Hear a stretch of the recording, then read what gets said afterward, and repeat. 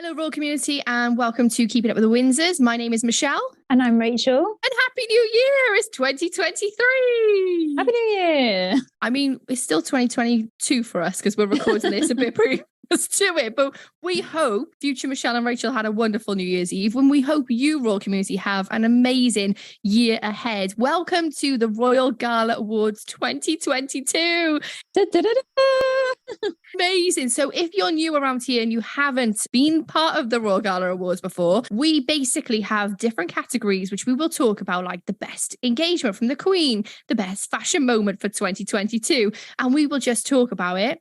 Rachael has popped on our Instagram, Keeping Up with the Windsors pod, like a sticker where people could vote. Yeah, question sticker. Amazing. So you have mine and Rachel's votes, and then we will also let you, Royal community, know what you have voted as well. Are you excited about the Royal Gala Awards, Rach? Very excited. I think it's nice to be able to recognise the important milestones that have occurred this year. Absolutely. Yesterday in our episode, the Royal Review of what's it called? The Royal Year in Review. I forgot my own episode then. Yeah, Royal Year in Review 2022. Yes, so we released an episode yesterday as well. So make sure you also listen to that because that goes through everything, like the big, massive synopsis of 2022. And today is just celebrating the amazingness that is the Royals, their engagements and their work of 2022. Little side note, Royal community, if you can hear dogs barking or noises in my sound today, it's because I'm not in my normal habitat. I'm at home visiting family in Cardiff. And yeah, so there's lots of noises around me. And also, Rachel and I are going to do a really quick edit on this because we're still with our families and celebrating the holidays. So yeah, just to let you know, if you hear more ums and ahs than usual, that's the reason why. Should we get straight into it, Rach? Let's do it.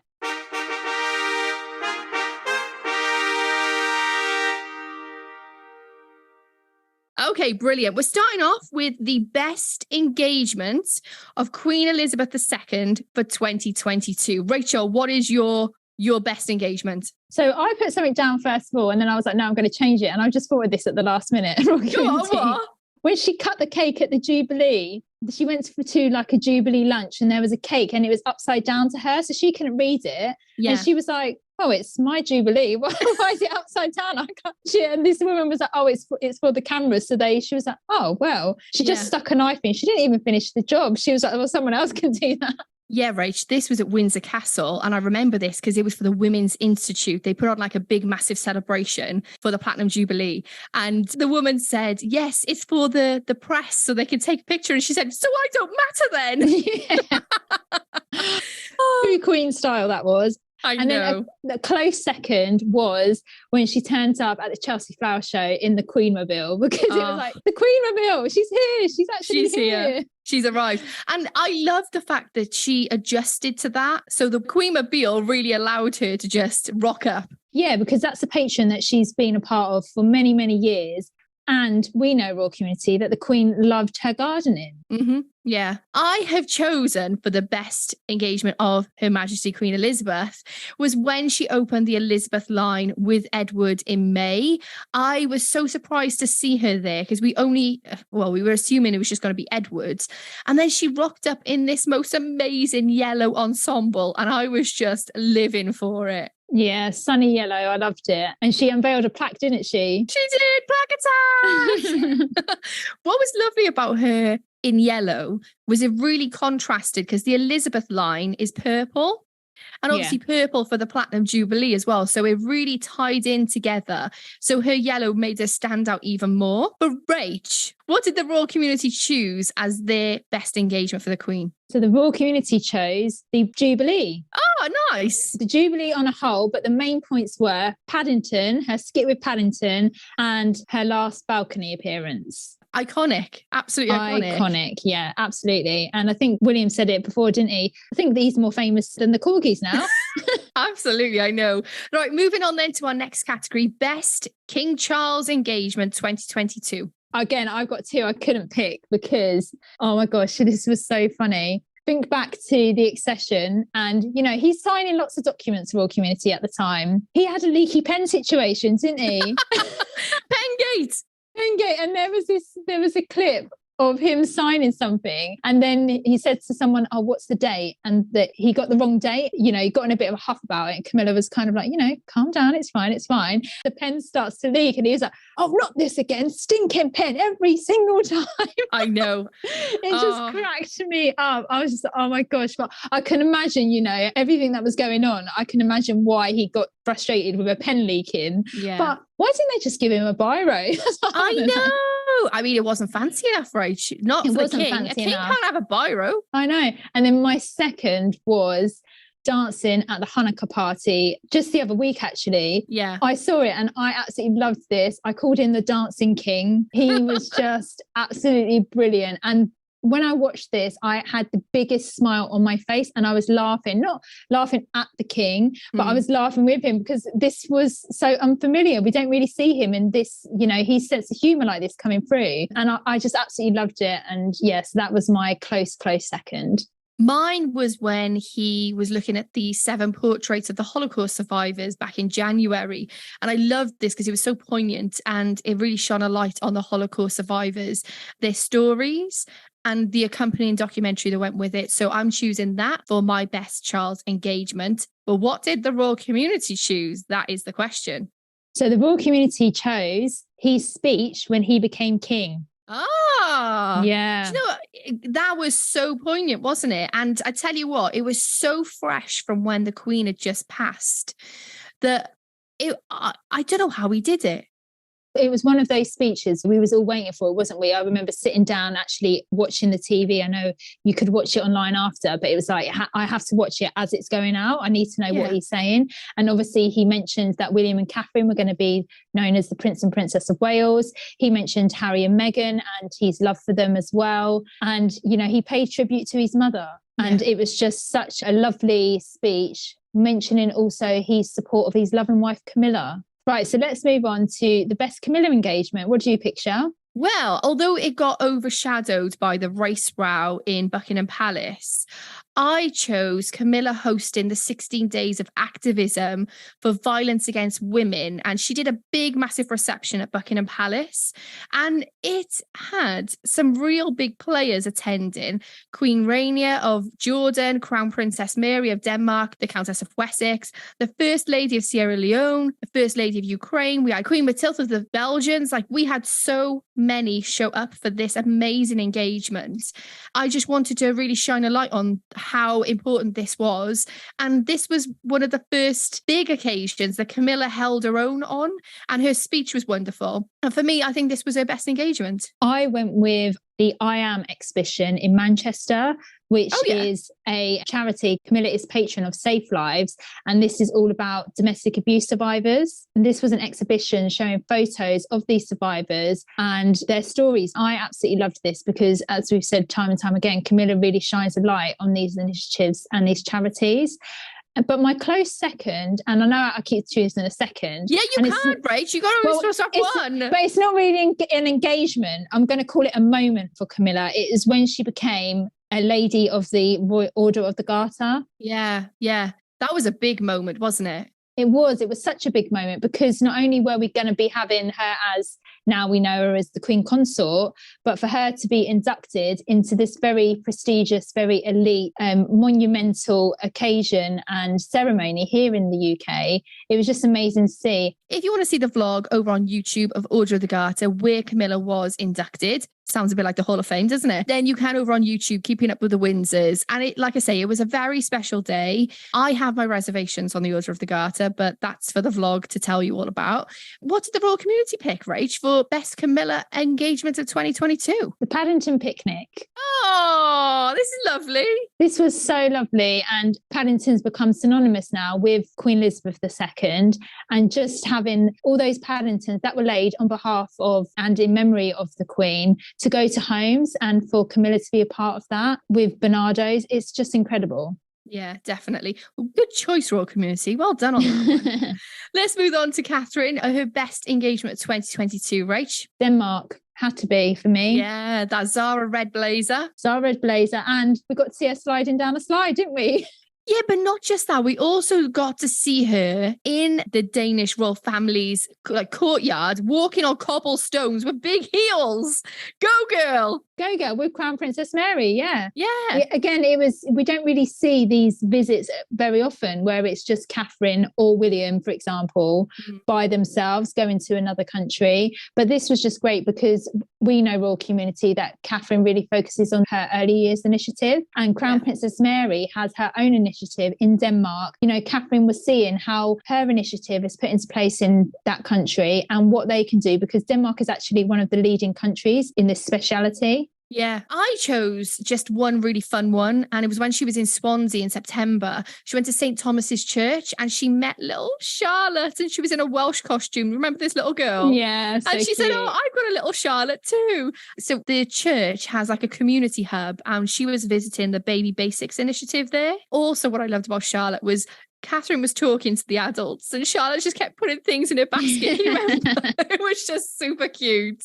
I just loved it. I thought it was just like a very light-hearted engagement, because I would have also picked some of the engagements in Boston, but this for me, I guess it's probably because it's got the Welsh connection as well, but I just really enjoyed it. So the Royal Community chose her visit to the Royal Surrey County Hospital maternity ward where she was holding a premature baby. Yeah. That was such a lovely picture that came out, wasn't it? It really, really was. And again, this is something that Catherine is passionate about. We've seen it time and time again.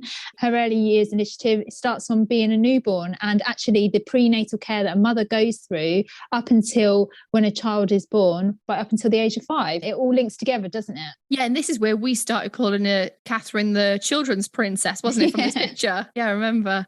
Okay, let's go Prince William. What is our best engagement 2022, Rach? Mine is Dancing in the Caribbean. Oh, yes. He was in Belize, wasn't he? Just going for it. It was just so funny. It was just hilarious. He was dancing with this lady, and then Catherine was doing a little dance. But it was William for me. It was like the hips don't lie, Royal Community. Yeah. Like, he was going for it.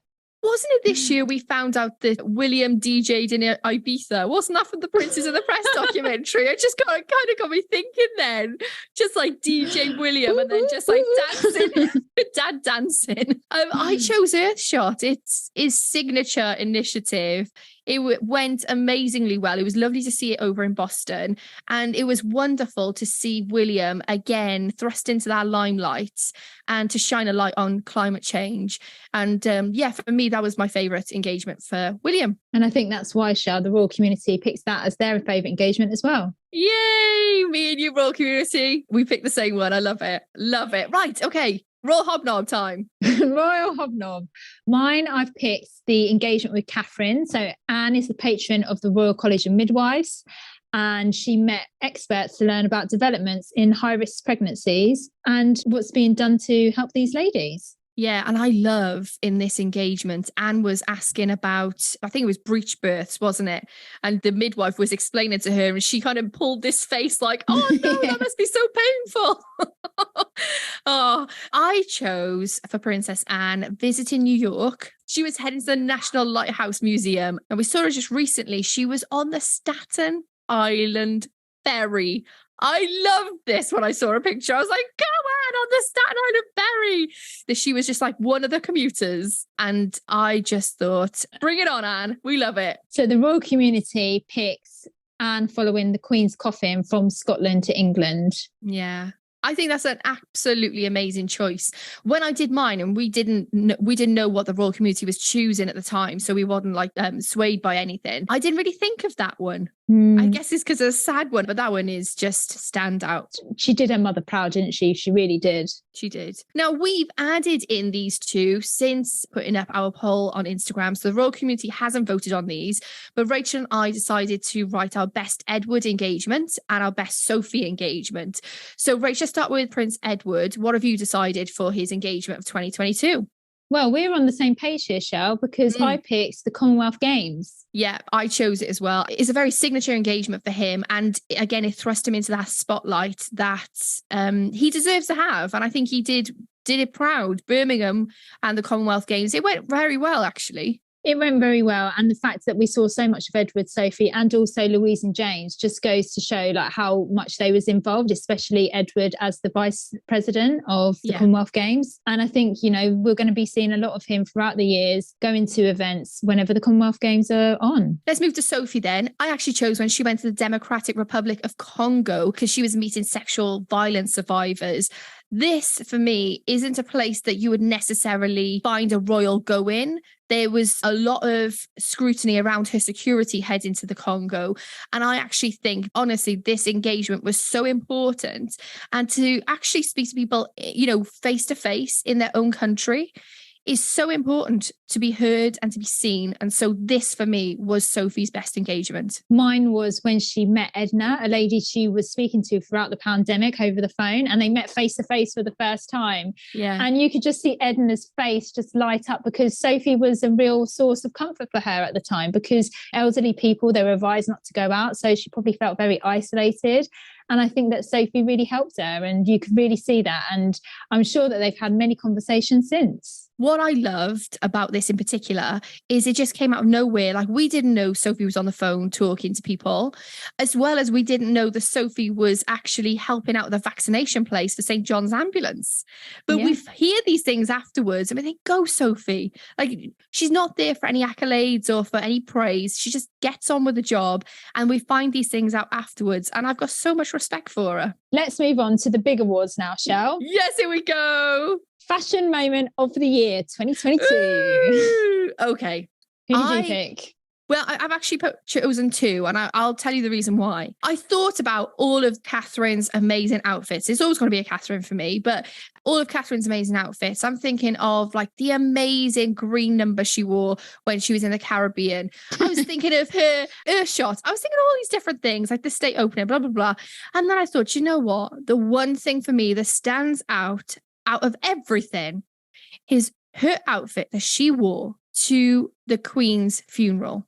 The pearls, the coat dress, the hat, the veil, and not just that, but the actual stature and the respect and the dignity that came along with that outfit spoke volumes to me. And that for me is why it's fashion moment of the year. But then I got thinking about the funeral, right? And I thought, no, there is a double number one for me. And the second is Sophie, because the way her dress had Lily of the Valleys, it was all embroidered on there. There was so much sentimentality towards the Queen in what Sophie was wearing. It oozed the fact that she loved the Queen so much. And that's the reason why I know I said I had to go at you just now, Barbie, too, but I have to have two here. And if I had to choose between the two, I'd probably choose Sophie because of the sentimentality that went with it. And especially Catherine with the jewelry that she chose for that. I think they both really did Her Majesty proud, and I thought they were excellently dressed for the occasion. I've got two as well, Shell. It's hard. So Catherine, the green journey pattern dress that she wore in Jamaica. Yeah. Oh my goodness. I remember she stepped out and I was like, wow, she looks like a princess. Yeah. Everything from the chic chignon hair, the way that, if you ever see the hair, like the back view of the hair, it's all twisted into a bun. It just looks impeccable. The jewelry that she was wearing, the Queen's Emerald Tassel Suite. Oh, it was just, for me, it was perfection. The way the dress, it cut off against her shoulders, and the tulle, it just, for me, it was just absolutely stunning. It was beautiful. But then close second, and like you, Shell, I picked another member of the family. And for me, it was the Queen. And she actually wore this outfit twice. She wore it in Scotland, but then she did actually wear it again on the balcony at the Platinum Jubilee. It was a lilac jacket with a skirt. And the hat, it was the way it was designed, it kind of had like a braiding detail. Yeah. And I just thought this colour looked absolutely beautiful on Her Majesty. And for me, it was her look of the whole Jubilee celebrations. We didn't get to see her much, but I just thought she looks absolutely stunning in that blue, well, powder blue, lilac, whatever way you looked at it, depending on, you know, what colour your eyes are. Yeah. It could go either way, couldn't it? But I think, there has been some standout fashion moments, and we'll both agree, Shell, that the royal community picked the right one as well. Yeah, they did. When they went with Catherine's white Jenny Packham dress that she wore to the state reception at Buckingham Palace. I just thought this look was absolutely spectacular on Catherine. So royal community, you have chosen well. Well done. We'd been waiting for the tiara moment. We got the lover's knot. We was kind of like, oh God. But actually with that whole ensemble, it just pulled it all together. And now when you look at it, I just couldn't picture any other tiara with that outfit. Yeah, I don't think it would have gone any other way. I agree with you on that one. Right, let's move on. Favorite engagement of 2022, Rach.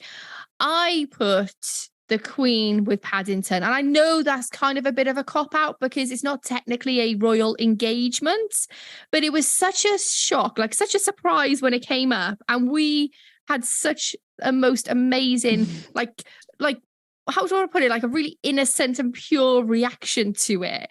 Yeah. I cried my eyes out. Everyone around us, because we were in the middle of a party at the palace, everyone was just like, oh my goodness, I can't believe it. It's amazing. And it really was. And then to actually in person see the drummers drumming with the I Will Rock You sound, it's perfection.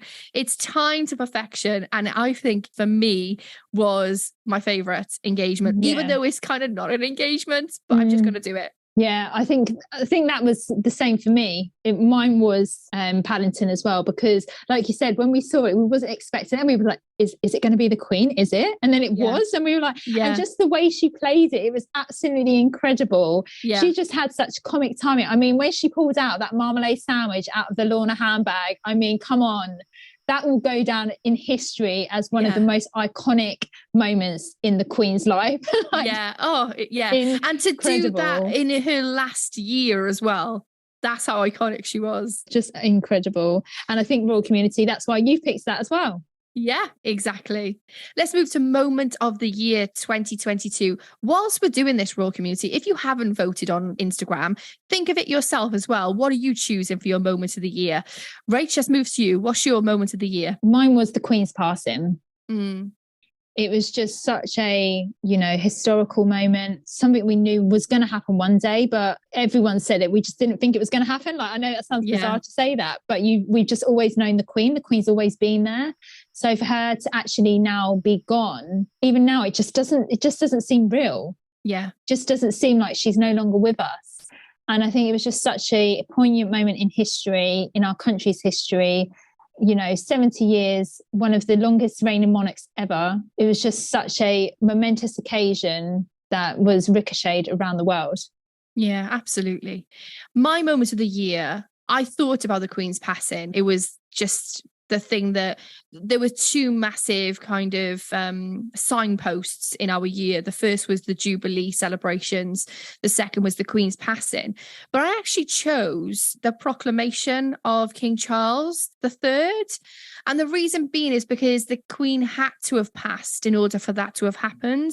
And it's something that we've never seen before, anyone in our lifetime, and it's never been broadcast. So it was such a special moment. And for the King at that time to be that with it, for the grief of his mum, and for Camilla to support him as well, it for me just signaled the massive change. And I think that's why it was moment of the year for me, not just because of the historical aspect of things, but also for the newness of how that it was weird actually as well, because that was the first time I heard anyone singing God Save the King. And that is the reason why it was moment of the year for me. Royal community, you picked the Jubilee. Yay! So much happened during the Jubilee, but one of the main things that you picked was Paddington. I think that's one of the most iconic things that people will remember about the Jubilee is that skit with Paddington. And we saw that when the Queen passed, that how many Paddington bears were donated and marmalade sandwiches. Well, yeah. I mean, the rats loved the marmalade sandwiches, didn't they? The rats of London was like the Pied Piper. They all come out. They loved it. We're near the end, royal community. We're on the most valuable player of 2022. Rach, what have you chosen? I chose the Royal Hobnob show, Anne. Yeah. I just think she's played a blinder this year, and everything that we've seen her do, we know how much of a workhorse is. We always bang on about it on the podcast. So Royal community, you know how much we really admire and respect Anne for the work that she does. But I think a lot of people not respected her more, but there was a much more respect for her during that time when she was with the Queen's coffin, when it left Balmoral all the way to London, and she stayed with her mother throughout that whole journey. She did not leave her mother's side. And I always think as well, when they was in Scotland and they was at St. Giles's Cathedral, there was a little girl, do you remember? And the little girl gave the flowers to Anne, and she said, oh, do you want me to lay these for Her Majesty? And the little girl said, no, they're for you. And I was just like, oh.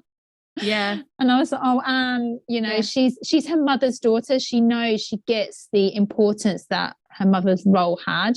Yeah. But she, at the end of the day, that was her mother. And I think that love and respect really shone through in that moment. I agree with you. And also St. Giles Church, they stood vigil, didn't they? And I think it was historical that she was the first woman to do that. It was just so like, yes, Anne, that's your rightful place. Just outstanding. My most valuable player, of course, I will always choose the Royal Hobnob, Princess Anne. But actually I chose King Charles, because I think he has had to really step into that role through his grief, through his mourning, and in the public eye. And he's done it so gracefully that there was times I wanted to give him a hug. Do you know what I mean? It was that feeling of wanting to protect him, but then realizing that he was born and ready for this, and this was the time to step into that. So I'm hoping that he is getting that time and that space behind the scenes to grieve and to mourn, because it takes years and years and years, and you know, you never really get over it. But yeah, that's the reason why Charles for me is the most valuable player, with a close second, Camilla, because obviously she's the supporting actress, isn't she?